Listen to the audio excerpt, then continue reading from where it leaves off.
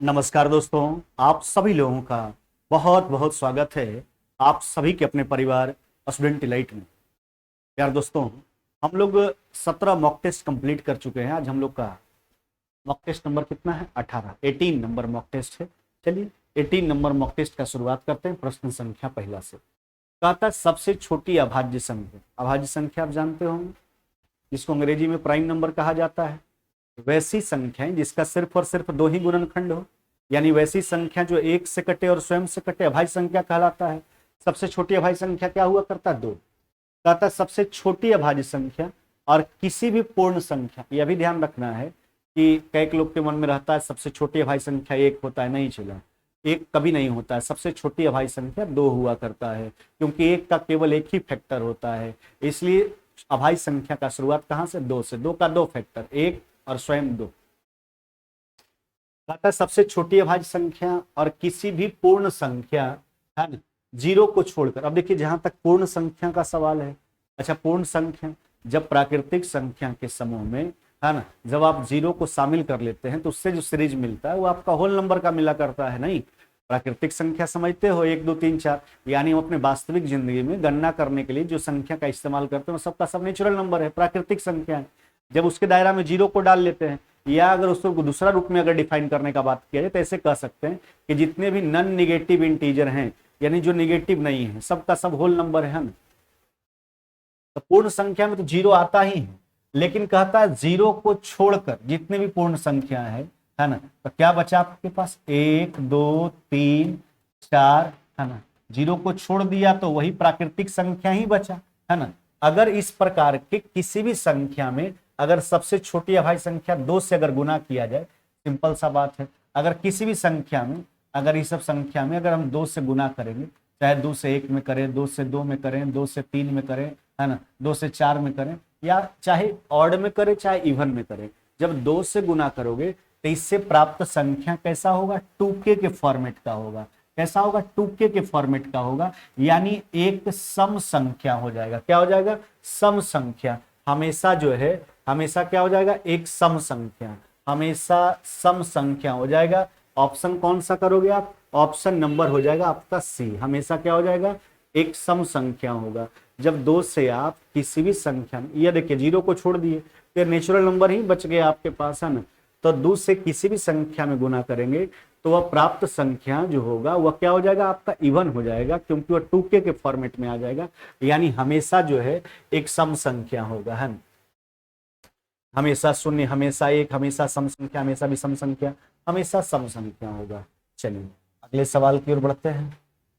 कहता है एबीसी एक साथ एक वृत्ताकार स्टेडियम में घूमना शुरू करते हैं और वे क्रमशः 42 सेकेंड, 63 सेकेंड और 84 सेकेंड में जो है, ध्यान दीजिएगा, है ना, अपना चक्कर पूरा करते हैं। कितने समय बाद वे आरंभिक बिंदु पर एक साथ जो है आएंगे? यानी जहां से सब एक साथ चलना शुरू किया था, वापस कितना समय बाद ऐसा स्थिति आएगा कि फिर वही बिंदु पर एक साथ आएगा। आप घंटी वाला प्रश्न बनाए हो ना कि 4 घंटी जो है इतना इतना सेकंड के अंतराल पर बजता है, कितने समय बाद पुनः एक साथ बजेगा? तो क्या करते थे? सारे के समय का एलसीएम निकाल लेते थे। तो यही काम यहाँ भी करेंगे, है ना। चलिए तो सबके समय का देखिए, यही बात दिया गया, वृत्ताकार स्टेडियम में घूमना शुरू करते हैं और वे क्रमशः 42, 63 और 84 सेकंड में अपना, देखो तो ए को जो आपका है ना, एक ए जो है एक चक्कर पूरा करता है 42 सेकंड में, है ना। ए को 63 सेकंड में और ए को कितना देरी में? 84 सेकंड में पूरा करता है। अगर सब एक साथ चलना शुरू किया है तो वापस कहता कितना समय बाद ऐसा स्थिति आएगा कि वही आरंभिक बिंदु पर वापस एक साथ मिल जाएगा।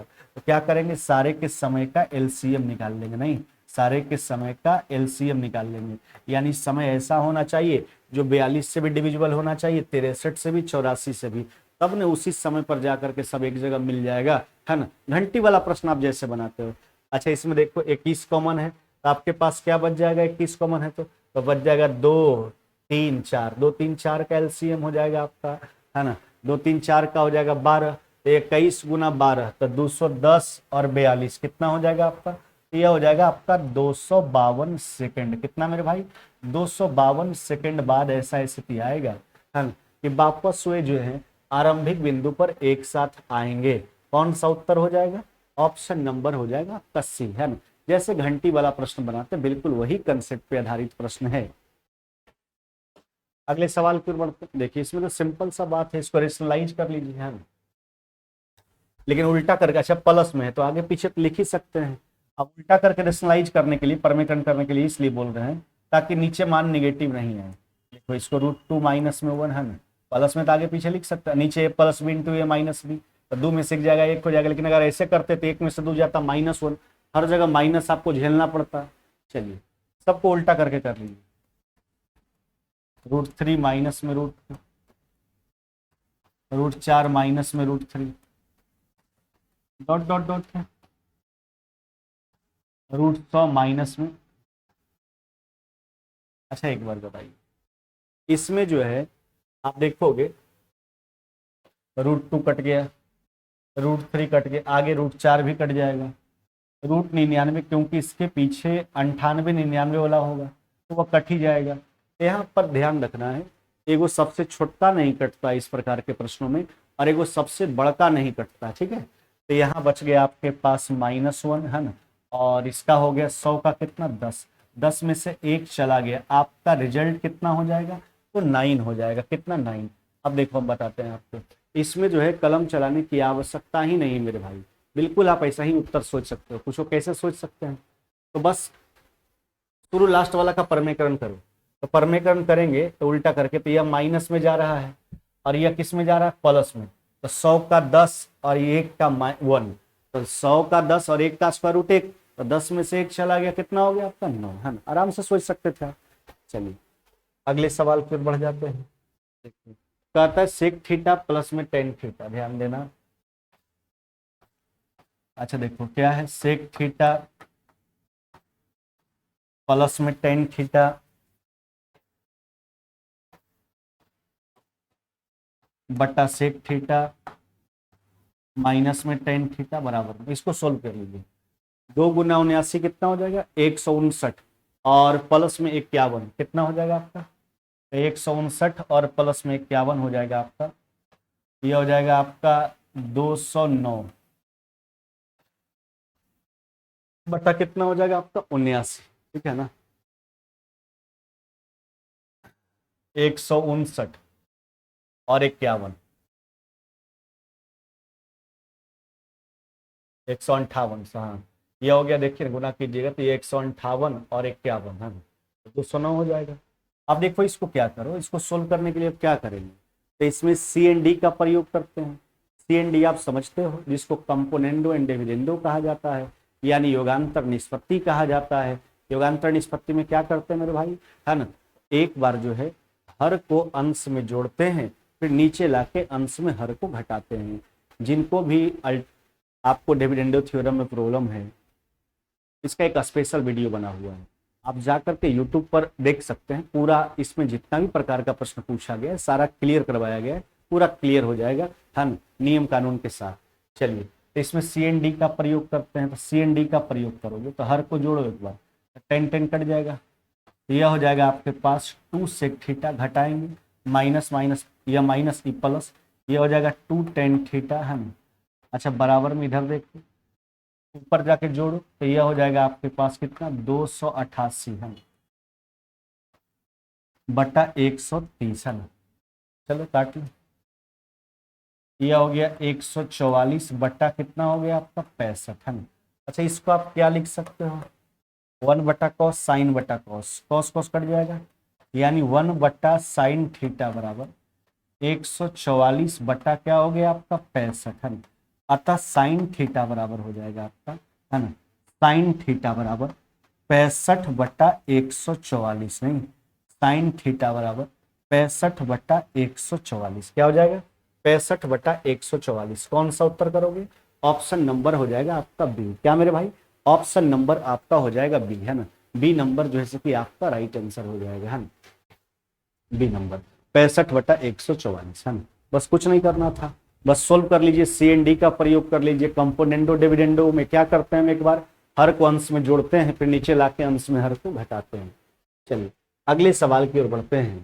कहता है बिजली का खंभा जो है 28 मीटर लंबाई की छाया ऐसे समय डालता है, यानी बिजली का खंभा का छाया जो है 28 मीटर है, और ऐसे समय डालता है जब 8 मीटर ऊंचा एक पेड़ का जो है छाया 14 मीटर है। तो खंबे देखो सिंपल सा, 8 मीटर वाला जो है उसका छाया कितना बनता है, 14 मीटर, नहीं तो हमसे कहता है बिजली का खंभा का ऊंचाई बताइए, उसका ऊंचाई को h मान लेते हैं, जिसका परछाई कितना है 28। बस एक नियम का पालन कर लेना है, 8 वाला जो है 14 मीटर का छाया बनाता है ना, तो बिजली का खंभा को h मान लिए, तो h वाला जो है 28 मीटर का छाया अगर बना रहा है तो h का मान बता देना है। चलिए 14 से काट लीजिए, कितना बार में, 2 बार में, आपका h बराबर कितना हो जाएगा आपका 8 गुना 2, यानी कितना हो जाएगा आपका 16 मीटर, कितना 16 मीटर आपका राइट आंसर हो जाएगा। कौन सा उत्तर करोगे, ऑप्शन नंबर ए, यानी खंभे का जो ऊंचाई है वो ऊंचाई कितना हो जाएगा 16 मीटर। इसमें आप अगर रटना है तो सीधा सा बात है, इसको ध्यान रखना, H1 बट्टा H2 कई बार पूछा गया है, बराबर में L1 बट्टा L2, है ना। कहने का मतलब है यहाँ पर H जो है वस्तु का ऊंचाई, L जो है वो उसके परछाई का लंबाई है, छाया का लंबाई है। चलिए तो 8 मीटर वाला का छाया 14 है, तो कितना वाला का जो है छाया 28 होगा, उसका ऊंचाई h मान ली, h का मान आ गया 16 मीटर आपके पास। अगले सवाल की ओर बढ़ जाते हैं। कहता दो समरूप त्रिभुज के क्षेत्रफल 16 वर्ग मीटर और 36 वर्ग मीटर है, उनकी संगत भुजाओं का अनुपात आपसे पूछा। पहले बात किया जाए समरूप त्रिभुज का, सिमिलर ट्रायंगल का। अच्छा, त्रिभुज समरूप कब होता है, जब उसका संगत कोण आपस में बराबर होता है, त्रिभुज समरूप होता है। और जब समरूप होता है तो उसके संगत भुजा, शीर्षलंब और परिमिति का अनुपात जो है ना, वो आपस में बराबर हुआ करता है। जबकि क्षेत्रफल संगत भुजा का वर्ग होता है। सोचो तो क्षेत्रफल जो है यह संगत भुजा का वर्ग है, तो अगर संगत भुजा चाहिए तो इसका स्क्वायर रूट निकाल लेना होगा। अच्छा, 16 का कितना हो गया 4 और 36 का कितना हो गया 6, यही तो है 4:6, यानी 2:3 भी लिख सकते हैं। तो 4:6 ही दिया गया है। ऑप्शन कौन सा करोगे, ऑप्शन नंबर सी हो जाएगा, यानी दोनों सिमिलर ट्रायंगल के संगत भुजाओं का रेशियो जो है वो 4:6 है। 7 नंबर आ जाइए, देखिए क्या कहता है। कहता है खोखले धातु के गोले की आंतरिक और बाह्य त्रिज्या क्रमशः 3 सेंटीमीटर और 5 सेंटीमीटर दिया गया है। इसे पिघलाकर 7 सेंटीमीटर त्रिज्या वाला एक ठोस बेलन के रूप में इसे ढाला जाता है। बेलन का ऊंचाई देखो, खोखला गोला है, इसको पिघलाकर जो है एक बेलन बनाया जाता है, यानी दोनों का आयतन बराबर होगा। अच्छा, खोखला गोला का आयतन क्या लिखो, और ये आपका जो है स्फीयर जो है हॉलो है, यानी खोखला है। अच्छा, गोला का आयतन क्या होता है, तो 4/3 पाई आर क्यूब, लेकिन खोखला गोला होगा तो 4/3 पाई इंटू, है ना, कैपिटल आर क्यूब माइनस में स्मॉल आर क्यूब, है ना। देखो यह हो जाएगा 4/3 पाई कैपिटल आर, बाहरी त्रिज्या कितना 5 का क्यूब, और माइनस में हो जाएगा 3 का क्यूब। यह खोखला गोला का आयतन है। इसी को पिघला कर एक सिलेंडर बनाया जा रहा है, बेलन बनाया जा रहा है, यानी इसका आयतन जो है बेलन के आयतन के बराबर। अच्छा, बेलन का आयतन पाई, रेडियस हो गया 7 का स्क्वायर, उसका ऊंचाई बताना, ऊंचाई को क्या मान लेते हैं h, नहीं। इसी खोखला गोला को पिघलाकर बेलन बना रहा है, यानी दोनों का आयतन जो है आपस में बराबर होगा। अब देखो पाई से पाई काट लो, देखो अब इसको कैलकुलेट कर लेते हैं। अच्छा, 125 में से 27 चला दो, यह कितना हो जाएगा 98, नहीं। आई 7 का स्क्वायर 49, 98 है, 2 बार में कट जाएगा, यानी EH बराबर हो जाएगा 4 गुना 2 8, नीचे 3 है, 8/3 सेंटीमीटर। कितना मेरे भाई 8/3 सेंटीमीटर आपका राइट जवाब हो जाएगा। कौन सा उत्तर करोगे, ऑप्शन नंबर हो जाएगा डी मेरे भाई।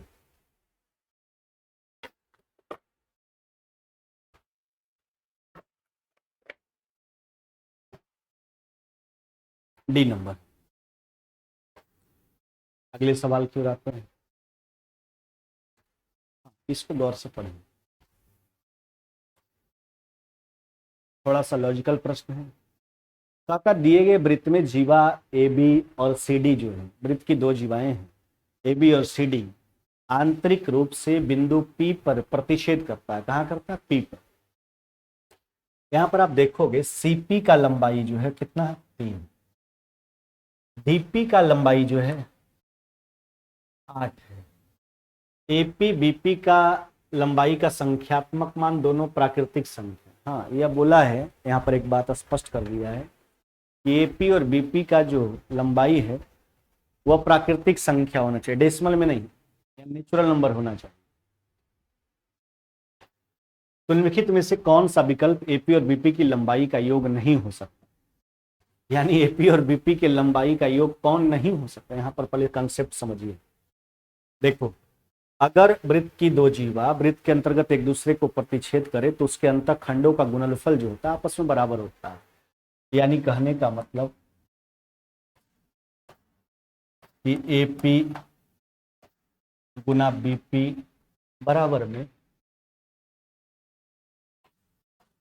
सीपी गुना डीपी, इसके अंतःखंड का गुणनफल एपी और बीपी का गुणनफल, सीपी और डीपी का गुणनफल आपस में बराबर। चलिए, तो इसमें आपको सीपी और डीपी तो मालूम है, क्या मालूम है? देखो, तो यह जो यहां लिख देते हैं, तो यह हो जाएगा आपके पास एपी गुना बीपी 3 गुना 8 बराबर में कितना? 24 सेंटीमीटर। 24 सेंटीमीटर, सेंटीमीटर वर्ग सेंटीमीटर हो जाएगा। यानी एपी और बीपी का गुणनफल आ गया 24। अब हमको इसके योग पर जाना है।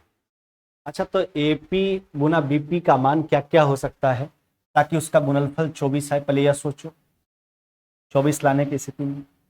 अच्छा, एपी एक, दोनों नेचुरल नंबर है, तो बीपी 24 चल सकता है, 1 गुना 24 24 आ जाएगा।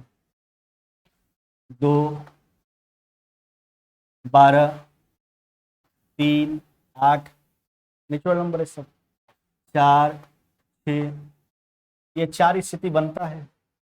अब तो वापस उल्टा बनेगा, या तो आप, अब तो 6 4 का स्थिति बनेगा, यानी एपी को अब 6 बनाइए तो इसको 4, इसको 8 बनाइए इसको 3, अब उल्टा यही चीज आएगा। तो जोग पर तो कोई फर्क नहीं पड़ने वाला उससे। तो ये 4 केस आया आपके पास एपी और बीपी का। हमसे यही कहता है एपी और बीपी की लंबाई का योग कौन नहीं हो सकता। अच्छा सोचो, अब देखो, एपी प्लस बीपी, तो 1 प्लस में 24, 1 25 संभव है इसका लंबाई सेंटीमीटर, और एक 2 प्लस 12 13 भी संभव है, 3 प्लस 8 11 भी संभव है, 4 प्लस 6 10 भी संभव है। अब ऑप्शन देखो, एपी प्लस बीपी जो है, एपी और बीपी की लंबाई का योग कौन नहीं हो सकता है, कौन संभव नहीं है? अब सोचो, 25 तो हो सकता है, 10 भी हो सकता है, नहीं, उसके बाद जहां तक सवाल है, और क्या छटेगा? अच्छा, यहाँ पे गड़बड़ हो गया, 12 प्लस 2 प्लस में 12, यहाँ पर 14 होगा, 14 14। तो देखो, 25 हो ही सकता है, 14 हो ही सकता है, 10 हो ही सकता है, तो कौन नहीं हो सकता है? तो आपका उत्तर हो जाएगा ऑप्शन नंबर बी, यानी एपी प्लस बीपी का जो मान है कभी भी 20 सेंटीमीटर संभव नहीं है ना? कितना लॉजिकल सवाल था।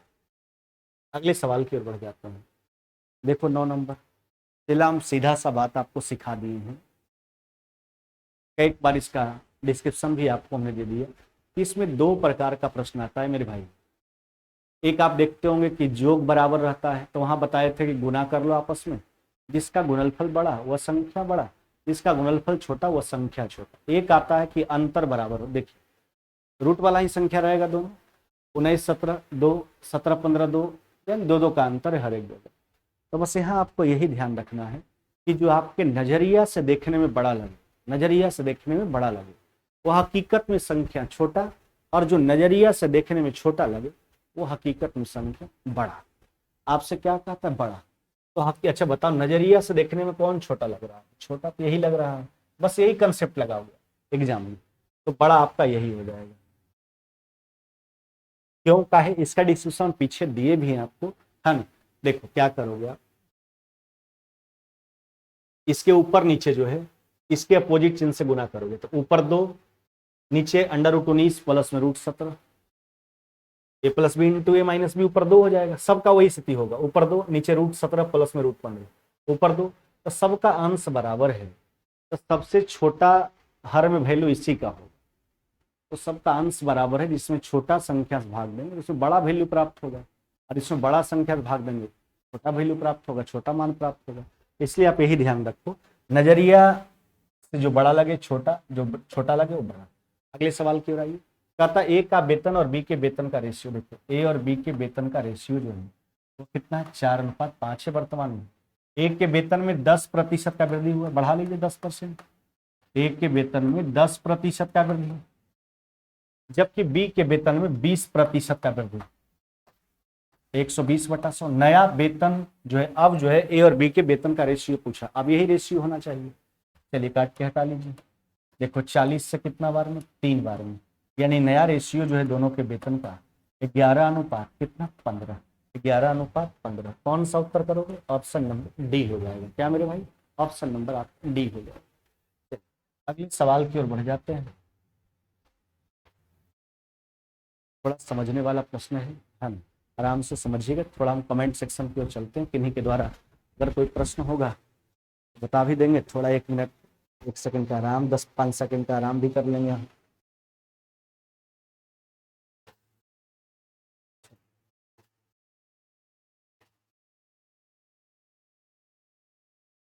अच्छा, पूछ रहे हैं सेट टाइमिंग क्या है। सेट टाइमिंग जो है आपका साहब, हुआ तो 7 से 8 है। क्वेश्चन पेपर हम 10-15 मिनट पहले आपको डाल देते हैं, है ना। तबीयत खराब होने की स्थिति में थोड़ा बहुत आगे पीछे समय हो रहा है, नहीं तो 7:15 7:20 में लाइव क्लास आपका शुरू हो जाता है डिस्कशन का। अभी तबीयत खराब है, देख रहे हैं बैठ करके जो है क्लास आपका ले रहे हैं।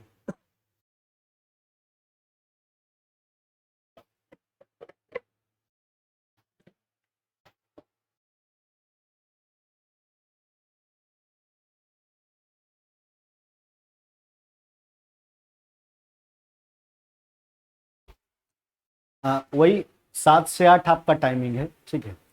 अब है कि देखिए पूरा बताना होता तो थोड़ा ज़्यादा भी समय लग जाता है। क्वेश्चन पेपर हम 10-15 मिनट पहले ही डाल देते हैं। 6:30 के बाद आप कभी भी पहले ही क्वेश्चन पेपर 7 बजे से 15 मिनट पहले, 20 मिनट पहले क्वेश्चन पेपर आपको डाल दिया जाता है।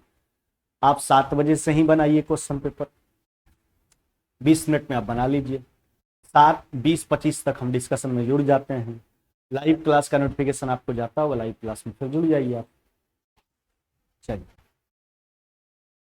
थोड़ा तबीयत खराब होने की स्थिति में थोड़ा आगे पीछे हो रहा है भाई, है ना। तो फिर बहुत उदाम्बर स्थिति हो गया है, 5-7 दिन से ऐसा स्थिति बन गया है। सोचते हैं कल से बढ़िया हो जाएंगे। देखिए आज भी लग रहा है कि ठीक है, लेकिन क्या ठीक है। देखिए इतना बाद भी एकदम पूरा लग रहा है पसीना, एकदम थोड़ा सा खड़ा हो रहे हैं तो पूरा लग रहा है दिक्कत के जैसा, है ना। फिर भी चलिए कोई दिक्कत नहीं है ना।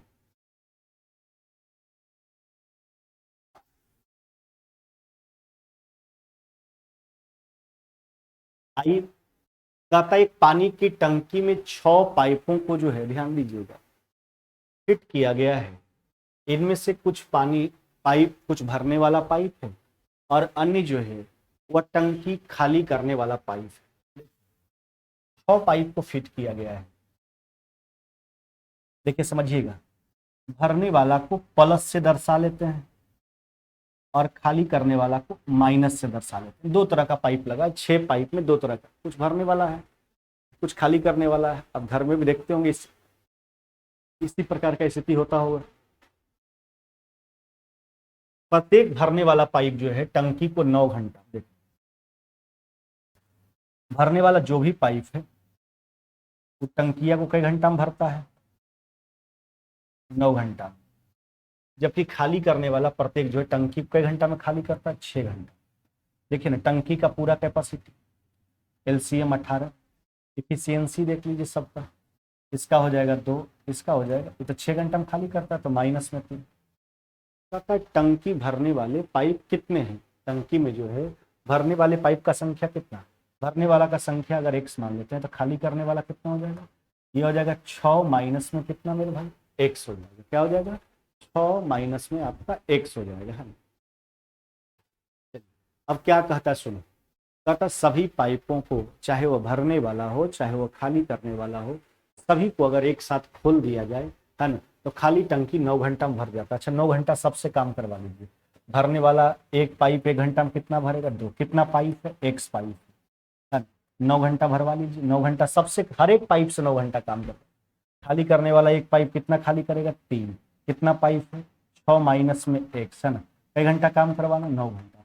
परिणाम स्वरूप क्या होता है? पूरा काम, टंकी जो है वो क्या होता है, 9 घंटा में भर जाता है। भर जाता है नहीं, पूरा काम कंप्लीट हो गया 18 यूनिट। खाली हो जाता तो 0 लिख देते हैं, यहाँ भर जा रहा है तो बराबर में 18। कैलकुलेट कर लीजिए, तो यह हो गया 9 दूना कितना आपका 18x माइनस में 27 गुना 6 162, और यह हो गया 9 3 माइनस माइनस प्लस 27x बराबर 18। तो यह हो गया 45x बराबर 180। x बराबर कितना हो जाएगा आपका? 4। यानी कहने का मतलब है कि टंकी में भरने वाले पाइपों का जो संख्या है वो संख्या कितना? 4 है। कितना मेरे भाई? 4। कौन सा उत्तर करोगे? ऑप्शन नंबर सी हो जाएगा। क्या हो जाएगा आपका? Option number C. चलिए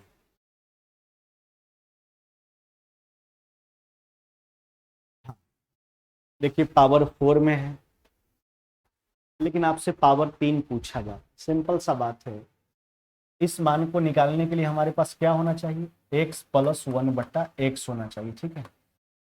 जबकि मेरे पास यह है।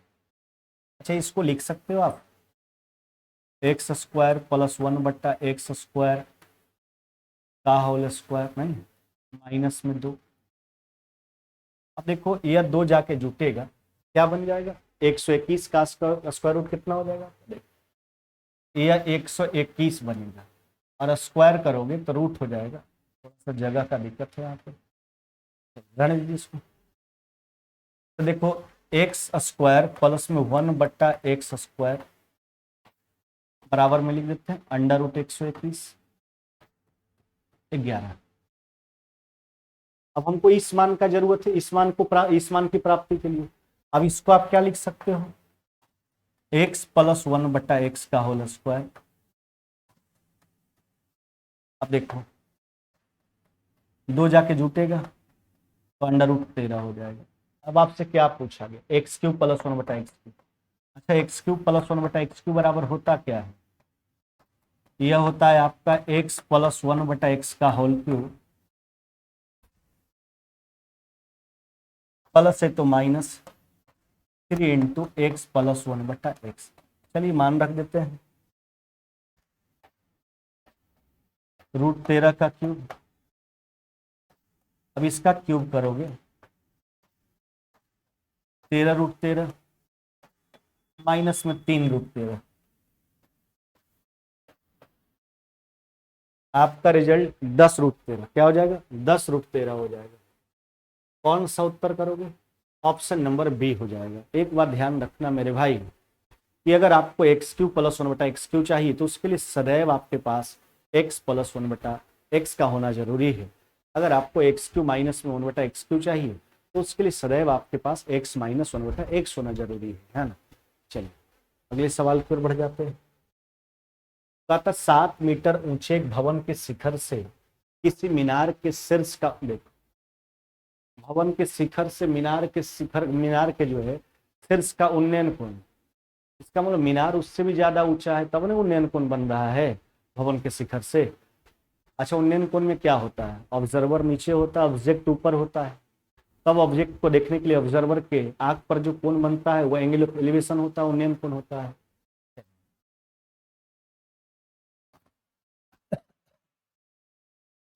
यह मीनार मान लीजिए, यह भवन का, जैसे से कहता है काम कीजिए।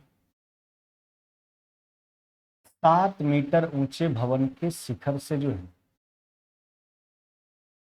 किसी मीनार के शीर्ष का जो उन्नयन कोण है वो कितना है? 60।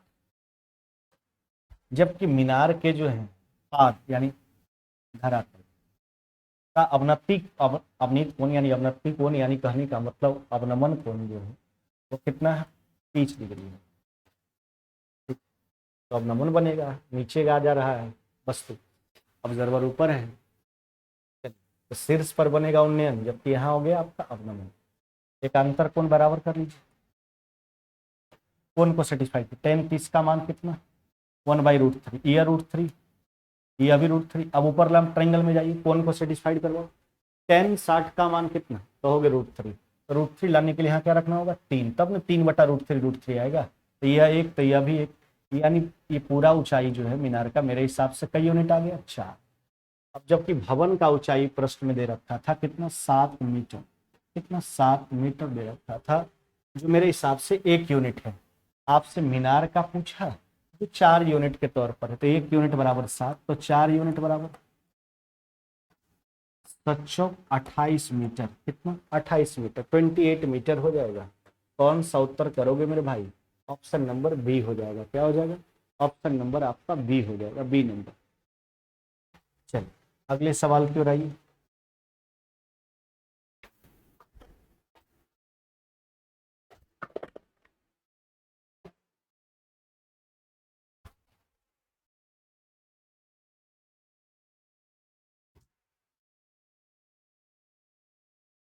कहता ए जो है काम को 24 दिनों में पूरा कर सकता है, किसी काम, उसने 21 दिन काम किया। अच्छा बताओ 21 दिन में कितना करेगा, 21/24, पूरे काम में से घटाओ 21 दिन का काम, 7 तरीक 21, 8 तरीक 24, 7/8 काम कर लिया, बचा कितना 1/8। अब जो बचा हुआ काम है बी जो है शेष 5 दिन में पूरा कर। अब देखो बी जो है 5 दिन में 1/8, तो पूरा के लिए ज्यादा समय लेगा, 8/5। अच्छा अब देखो यहाँ से पूरा कार्य जो कर लो कितना 120। अब इफिशियंसी सोच लो थोड़ा, ये जो है 24 दिन में 120 एक दिन में कितना करेगा 5, और 40 दिन में 120 एक दिन में कितना करेगा 3। पता है दोनों मिलकर जो है काम को कितने दिन में पूरा करेंगे, तो पूरे कार्य में दोनों की इफिशियंसी से डिवाइड कीजिए, 5 दिन कितना होगा, यानी दोनों मिलकर जो है इस काम को कितना दिन में पूरा कर लेगा, तो 15 दिन में जो है कि पूरा कर लेगा। कितना दिन में, 15 दिन में। कौन सा उत्तर करोगे, ऑप्शन नंबर सी। क्या हो जाएगा, सी। अगले सवाल की ओर बढ़ जाते हैं। कहता है 450 मीटर लंबी ट्रेन 80 के स्पीड से चल रही है, उसे 150 मीटर लंबे प्लेटफॉर्म को पार करने में कितना समय लगेगा। प्लेटफॉर्म को पार करेगा, दूरी जुड़ जाएगा 450, 150, कितना हो गया भाई 600 मीटर। स्पीड तो रेलगाड़ी का ही होगा, मीटर प्रति सेकंड में एक्सचेंज कर, ठीक। ये 400 ही 600, तो 200 से 3 बार में, 200 से 2 बार में, 2 से 9 बार में काट लीजिए, 9 गुना 3,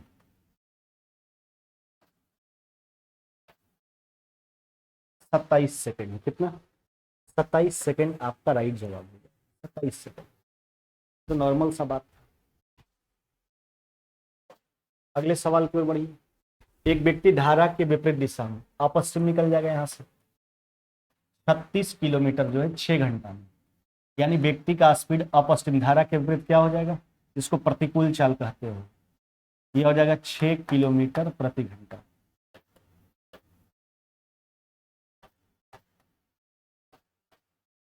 अब सुनो क्या कहता है, शांत जल में व्यक्ति का चाल 8, देखिए यहीं से आप सोच लीजिए ना, अगर व्यक्ति का चाल 8 है, धारा के विपरीत हो गया 6, इसका मतलब धारा का चाल 2 है। धारा के विपरीत क्या होता है, चाल घट जाता है, नहीं, व्यक्ति का चाल माइनस में धारा का चाल। अगर व्यक्ति का 8 है, धारा के विपरीत 6 हो जा रहा है, इसका मतलब 8 में से 2 गया तब ना 6 हुआ, यानी अपस्ट्रीम जो हो गया, धारा का जो वेग हो गया वो क्या हो गया 2 किलोमीटर प्रति घंटा। क्या कहता है 10 घंटे में वह धारा के दिशा में, अच्छा देखो धारा की दिशा में जाना तो चाल जुटेगा, व्यक्ति का चाल 8 धारा का 2, तो 8 2 कितना हुआ 10 का स्पीड हो गया धारा के साथ डाउन स्ट्रीम, था ना 10 घंटा में, तो 10 गुना 10 कितना किलोमीटर जाएगा, तो 100 किलोमीटर जाएगा। धारा के साथ जो है 10 घंटा में कितना जाएगा, तो 100 किलोमीटर जाएगा। कौन सा उत्तर करोगे, ऑप्शन नंबर ए हो जाएगा। क्या हो जाएगा, ऑप्शन नंबर आपका ए जो है राइट जवाब हो जाएगा। अगले सवाल की ओर आइए। देखो एक कूलर का अंकित मूल्य 3200, इसको समझिएगा, बहुत आसान सा सवाल है।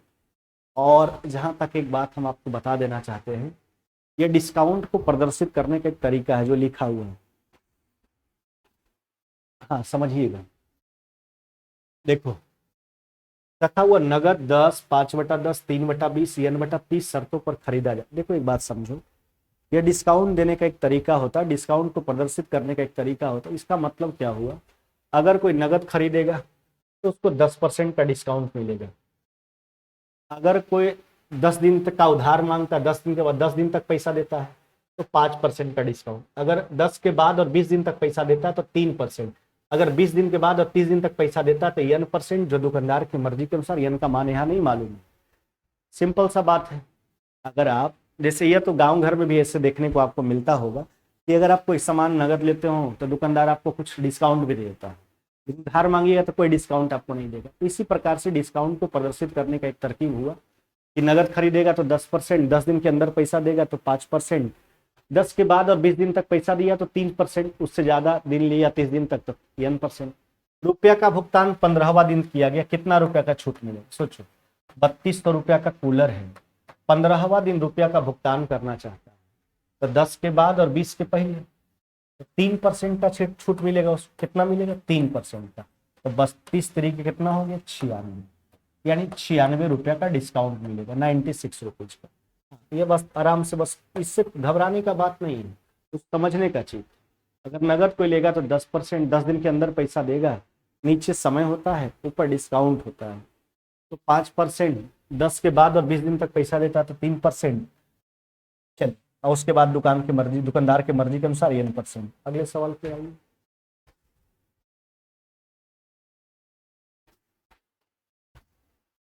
पचास प्रतिशत की अल्कोहल की मात्रा वाले 9 ग्राम सेविंग लोशन दाढ़ी बढ़ने में क्रीम, उसमें 50% जो है अल्कोहल है।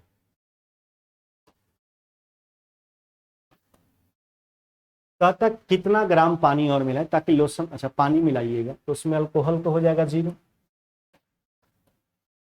ताकि अल्कोहल की मात्रा जो है नए लोशन में जो है कितना होगा, 30%, जो बाद में लोशन बन निकल। देखो पहले अल्कोहल कितना था, 30। कहता कितना जो है पानी मिलाएं, तो पानी मिलाएगा तो उसमें अल्कोहल हो गया 0, ताकि लोशन में जो है, अब जो है लोशन में अल्कोहल का प्रतिशत जो है 30। हर जगह अल्कोहल लेके चल रही है, एलिगेशन लगा दीजिए, 30, 20, 3:2। अच्छा, आपको पहले जो मात्रा दिया गया था सेविंग लोशन का, तो कितना ग्राम का था, 9 ग्राम का। वह यूनिट कितना है, 3, 1 यूनिट बनेगा। बाद में कितना पानी मिला रहे हैं, बाद में मिलाया गया मात्रा 2 यूनिट है,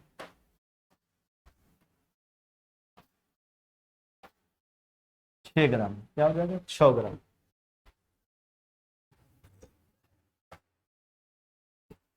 6 ग्राम आपका राइट आंसर हो जाएगा, ऑप्शन नंबर सी हो जाएगा। क्या मेरे भाई, सी नंबर, 6 ग्राम। कितना जो है पानी मिलाना होगा, तो 6 ग्राम। अगले सवाल की ओर आ जाइए। देखो ये तो सिंपल सा बात है, आपको हम बताए भी हैं। जैसे देखो, पावर वाला संख्या a बराबर 7 पर पावर 100, b बराबर 5 पर पावर 150, c बराबर, जब भी ऐसा प्रश्न आए बड़ा छोटा का बात करें, पावर का HCF से जो है पावर को भाग काट दीजिए। अच्छा, पावर का HCF कितना, यानी 100, 150, 200 में क्या सबसे बड़ा कॉमन हो जाएगा, 50। 50 से काटो, 2 बार में, 3 बार में, 4 बार में। सोल्व कर लिखो, 7 का स्क्वायर 49, 5 का क्यूब 125, 3 पर पावर 4 1 प्लस। जिसके सामने जैसा मान मिलेगा वो संख्या उसी प्रारूप का होगा। जिसके सामने बड़ा मान मिला, समझो संख्या बड़ा होगा, छोटा मिलेगा तो छोटा। अच्छा, सबसे बड़ा आपको कौन दिख रहा है, तो सबसे बड़ा बी, उसके बाद सी, उसके बाद ए। नहीं, तो B greater than C greater than A, तो ऑप्शन नंबर हो जाएगा आपका बी। क्या हो जाएगा, बी। बस सिंपल सा बात। अगले सवाल पर, हाँ ऐसा इसलिए होता है कि सबका पावर बराबर कर लेते हैं। जिसका बेस बड़ा होगा तो पावर अगर बराबर है तो बेस बड़ा रहेगा तो मान बड़ा निकल के आएगा, बेस छोटा होगा मान छोटा निकल के आएगा। अगले सवाल की ओर बढ़ते हैं। प्रथम 10 विषम संख्याओं का माध्य। अच्छा, 10 विषम संख्या, पहला विषम संख्या, विषम प्राकृतिक संख्या का बात किया। पहला विषम प्राकृतिक संख्या 1, 3, 5, 7। अच्छा, सिंपल सा बात है, देखो समझने वाला बात है कि अगर 10 को जैसे 5 को विषम संख्या चाहिए होता है तो दुगना 10 तक जाते हैं। जैसे 10 तक में आप देखोगे 5 को और आधा हिस्सेदारी होता है नेचुरल नंबर में, आधा और आधा इवन। तो 10 में 5 और 5 इवन, तो जिसे उल्टा सोच के देखो 5 को और चाहिए तो 10 तक जाना होगा, तो 10 को और चाहिए तो 20 तक जाना होगा। लेकिन 20 तो सम संख्या है, इवन नंबर है, तो रुकना होगा 19 तक। इसी का माध्य बताना है। तो अंतर समान है, दो का डिफरेंस है। औसत हो जाएगा पहला पद जोड़ अंतिम पद बटा 2, तो 20 बटा 2।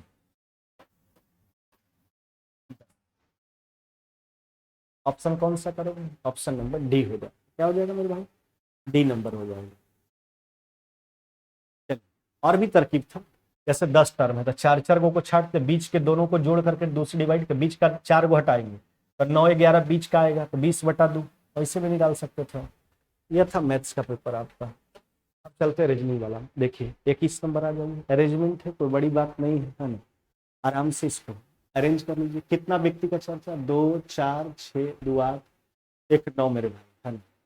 अच्छा, जो लोग चेला लोग जुड़ा हुआ है थोड़ा बनाओ मेरे भाई, है ना, एकदम हिम्मत नहीं है ना। अब बनाइए, हम बता रहे हैं, फिर थोड़ा देर 1 मिनट 2 3 10 सेकंड का आराम हो जाएगा हमको, फिर हम रिफ्रेश हो बता रहे हैं। आप बना कमेंट कीजिए, इस प्रश्न का तो जवाब दो।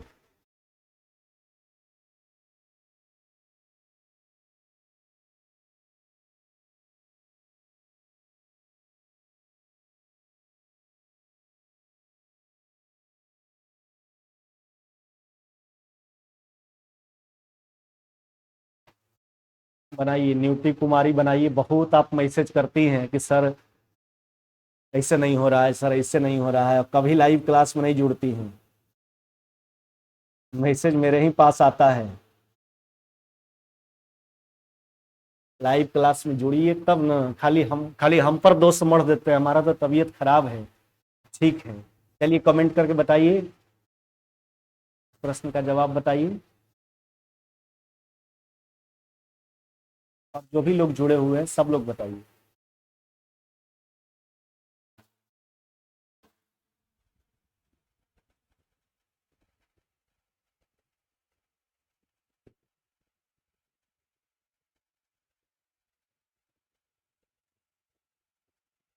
अच्छा, बनाई है। 23 का सी, और 21 कहाँ गया? 21 से बताइए। 23 सी, 24 डी, 25 बी, तो आगे बढ़ गई आप। 21 कौन बताएगा? 21 बताई है ना, 22 बताई है।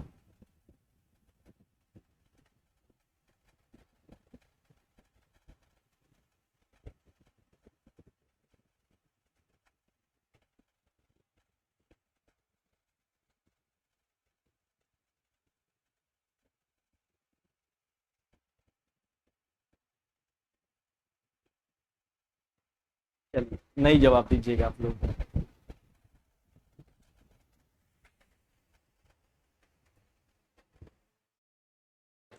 आइए देखते हैं।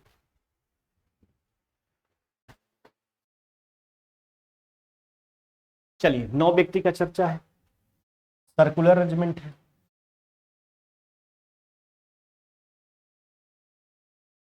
एक और कहीं डाल लीजिए, पढ़ो मेरे भाई आगे। कहता है एफ जो है एक के दाएं चौथा, 1 2 3 4, एक के दाएं चौथा जो, ये देखो हु और हुम रिलेटिव प्रोनाउन होता है, इसका यूज इसके पहले वाले नाउन के लिए, यानी हु आया किसके लिए? ए के लिए, न के लिए, न कि यफ के लिए आएगा। यह बात ध्यान रखना। ए जो है बी के दाएं को तीसरा, बी को यहां रखो, पहला दूसरा तीसरा हो गया। के बी के बाएं को चौथा, पहला दूसरा तीसरा चौथा, यहां पर क्या हो गया? के के बारे में बोला, के जो है बी के बाएं को चौथा और डी के दाएं को तीसरा। अब देखो डी को यहां रख, पहला दूसरा तीसरा। के बारे में 2 बात हमसे बोला गया था। अब आगे चलते हैं। सी जो है एच के दाएं तीसरा है, तो तीसरा बनाने के लिए यही घर आपके पास बच रहा है। सी जो एच के दाएं तीसरा, तो एच को यहाँ रखिए, पहला दूसरा तीसरा, यहाँ पर सी रख दीजिए। आगे बढ़ते हैं, अपने बन जाएगा, यहाँ बढ़ाने की कोई बात नहीं। ई जो है जी के बाएं दूसरा, देखो जी को यहाँ रख, ई को यहाँ रख लीजिए, बाएं दूसरा हो गया अरेंजमेंट आपका कंप्लीट। कहता के दाएं को तीसरा कौन है मेरे भाई? अच्छा, के दाएं तीसरा, पहला दूसरा तीसरा, आपका उत्तर हो जाएगा जी। क्या हो जाएगा? जी। कौन सा उत्तर करोगे? Option number C. अगले सवाल की ओर आ जाते हैं। ये देखो सीरीज का प्रश्न, घबराने की कोई बात नहीं है। एक बार से आप राइट साइड से देखो ना, आप देखोगे एक बार 5 जोड़ा है, नहीं 5 गुना किया, ठीक है, फिर 5 जोड़ा, राइट साइड से, फिर 5 से गुना कर लिया, ठीक है, सब चीज तो ठीक आ रहा है, फिर 5 जोड़ा। अच्छा 5 गुना, यहाँ पर गलत है साहब, यहाँ पर होना चाहिए 900, 900, 905 आपका असंगत है, डिफरेंट है, यही है। एक बार 5 जोड़ रहा है, एक बार 5 गुना कर रहा है, डिफरेंट कौन था? 905, ये सीरीज से अलग था। चलिए 23 नंबर, ये एक ही पासा का 2 स्थिति दिया गया है, आपसे कहता है 5 के विपरीत, तो दोनों में देखिए कॉमन क्या दिख रहा है? 3, क्लॉकवाइज घूम जाइए, तो 3, 6, 4 इसमें घूमिए, 3, 1, 5, 3, 6, 4, 3, 1, 5, एक बचा आपके पास 2, जो इसके अपोजिट हो जाएगा। आपसे कहता है 5 के अपोजिट पूछा, 5 के अपोजिट का 4।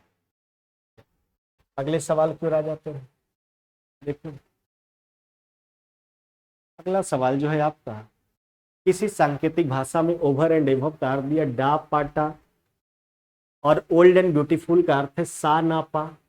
तो कहता उस सांकेतिक भाषा में जो है ओवर को कैसे लिखा जाएगा? पहले सोचो ओवर का इस्तेमाल कहाँ कहाँ किया गया। तो ओवर का प्रयोग तो हमको लग रहा है केवल फर्स्ट स्टेटमेंट में ही है, तो कोड भी ऐसा होना चाहिए जो केवल फर्स्ट में होना चाहिए। देखिए तो पा तो काट के हटा दीजिए, एक से ज्यादा जगह इस्तेमाल है क्या? अच्छा, और तो डा और टा का जहां तक सवाल है तो नहीं कट पा रहा है, तो इसलिए ओवर का कोड या तो डा भी हो सकता है या तो टा भी हो सकता है। ऑप्शन नंबर डी हो जाएगा। अगर ऑप्शन में रहता आपके पास कांट बी डिटरमाइन, तो उत्तर कांट बी डिटरमाइन हो जाता, निर्धारित तो नहीं किया जा सकता है। देख रहा ना, यही 2 स्टेटमेंट था, ओवर इसी में है तो कोड तो केवल इसी में होना चाहिए। अच्छा, तो और पा यहाँ कट गया, ठीक है, दोनों में कॉमन एक एंड था, यानी एंड का एक कोड है। अब बात रहा ओवर का, तो डा भी हो सकता है टा भी हो सकता है, क्लियर नहीं हो पा रहा है। अंतिम सवाल पे आइए, 25 नंबर। इसमें आपको क्या देखने के लिए मिल रहा है? पोजीशन में यल का 12, 8, 20, 5, 8, 13, यानी हर एक जितने भी अल्फाबेट का इस्तेमाल है पोजीशन में 8 जोड़ करके कोड किया गया। चलिए यल का 12, 8 कितना हो जाएगा? 20, आई का 9, 8, 17, तो 20, 17 वाला तो ऑप्शन एक को दिख ही रहा है, ऑप्शन नंबर बी। जी का 7, 8, 15 है, फिर एच का 8, 8, 16, टी का 20 और 28, ऑप्शन यानी जो पोजीशन है सबका उसमें 8 बढ़ा लीजिए, है ना, 8 बढ़ा लीजिए। तो यह था आपका मॉक टेस्ट नंबर 18। अब चलो बताओ, जो भी लोग जुड़े हुए हैं, आप कितना आज बनाए हो, कितना सही हुआ है आपका, है ना, एक जवाब दीजिए। उसके बाद जो है हम इस सेशन को समाप्त करेंगे, है ना, और आपके जितने भी दोस्त मुहिम हैं सबके पास इस कोर्स के बारे में बताइए, और हमसे जितना भी हो सकेगा इसमें और अभी बेहतर क्वेश्चन देने का आपको प्रयास करेंगे। हम जैसे जैसे आप लोग का लेवल बढ़ते चला जाएगा, क्वेश्चन का लेवल भी हम बढ़ाते चलेंगे, हर एक एग्जाम के लिए कारगर होगा। ये बात जान लीजिए, दोबारा हम बोल चुके हैं ना, अगर आप इस बैच को करोगे तो मैथ रीडिंग से संबंधित कभी भी कोई भी एग्जाम आएगा तो आपको दिक्कत नहीं होगा। सभी प्रकार का प्रश्न, ऐसा नहीं कि स्टैटिक्स आएगा तो स्टैटिक्स छोड़ देंगे, ज्योमेट्री है तो ज्योमेट्री छोड़ के चले जाएंगे, नहीं, कुछ नहीं छोड़ के जाएंगे। हर एक प्रकार का प्रश्न क्लियर होगा और सभी प्रकार का प्रश्न का समागम आपको दिया जाएगा, ताकि कोई भी एग्जाम में बैठो तो आपको मैथ रीडिंग से संबंधित कोई भी प्रश्न आए तो आप आसानी से बना पाओ। और भी अगर कोई तरह का आपका सजेशन हो तो सजेशन हमको जरूर दीजिए, है ना। राय आप रखने में, आपको राय रखने का सबको अधिकार है, आप राय रख सकते हैं। आपका राय अगर मानने लायक होगा तो हम जरूर मानेंगे, और अपने दोस्तों में, अपने भाई बहन में इस कोर्स के बारे में शेयर करते रहिए। और यूट्यूब चैनल जो है आपका, उससे भी बहुत सारा कंटेंट जाता है, उसको भी आप लोग अब पढ़ते रहिए। टेलीग्राम चैनल ज्वाइन कर लीजिए, फेसबुक पेज को जो है फॉलो कर लीजिए। चलिए फिर मुलाकात होगा हम लोग का कल की क्लास में, तब तक विदा लेते हैं। जय हिंद जय भारत।